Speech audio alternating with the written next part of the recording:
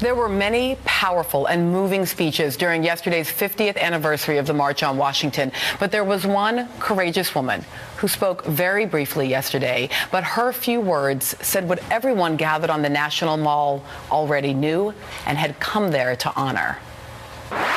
Trayvon Martin was my son, but he's not just my son. He's all of our son, and we have to fight for our children. I am pleased to welcome Sybrina Fulton, the mother of Trayvon Martin, and her attorney, Benjamin Crump. It's so nice to have you both here. Thank you. Thank you. I have been following the work that you have been doing since you lost your son, and at every point have been humbled by that work. Tell me at this moment what you feel like is the most important thing that you can do and that those of us who have been so inspired by you can do to honor Trayvon's memory. I think the most important thing that I can do is to continue to fight and just be realistic and not expect things to happen overnight. It took a long time for everything to occur, so it's going to take just that time to try to get things on the right track. And I'm giving my commitment not to give up until I'm resting in my grave. I will fight for my son. I will fight for other people's children, because it's very important that we stick together, that we unite and we fight.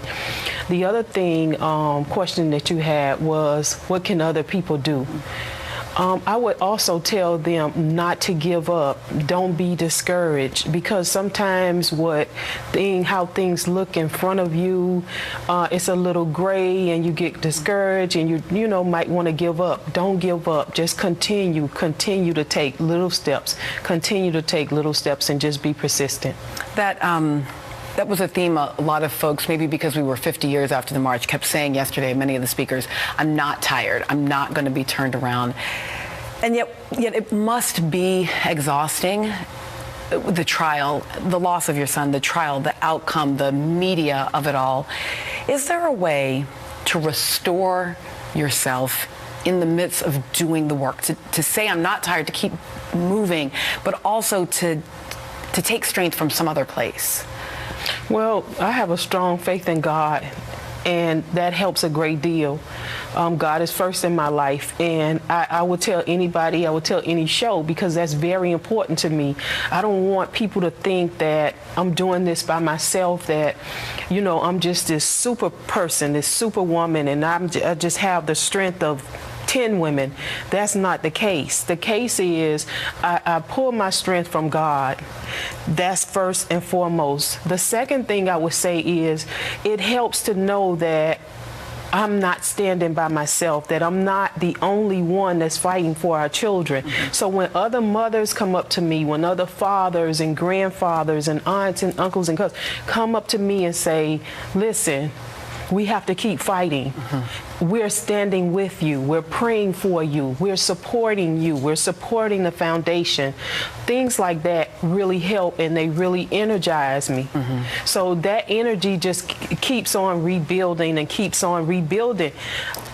I talked to Crump, and and I've said, I have two boys. I have two sons. One is in heaven and one is on earth, and I will continue to fight for both my boys, and I'm just adamant about it because I feel so strongly that we have to fight for our children. That idea of taking strength from each other felt like such an important part of what was happening yesterday.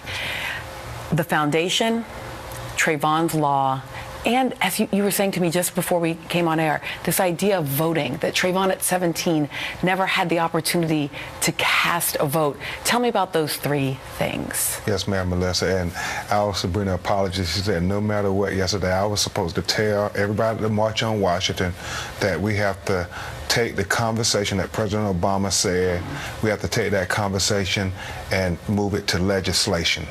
And that's so important because the Trayvon Martin Amendment to these Stand Your Ground laws and the passage of these anti-racial profiling laws are going to be germane to keeping our children safe. And so we got to get everybody in all these states across America to come out and vote in this midterm election. Trayvon could not vote. The real question is, you who are 18 years old, will you vote? Will you be a Trayvon Martin voter? And that way, you think about Emmett Till. It took a decade after his death to get something, the Civil Rights Act of '64 passed. His mother knew his death was not in vain because of the positive from something negative. Sybrina and Tracy desperately want to know that Trayvon's death wasn't in vain. Let's pass the Trayvon Martin Amendment. That language, will you be a Trayvon Martin voter?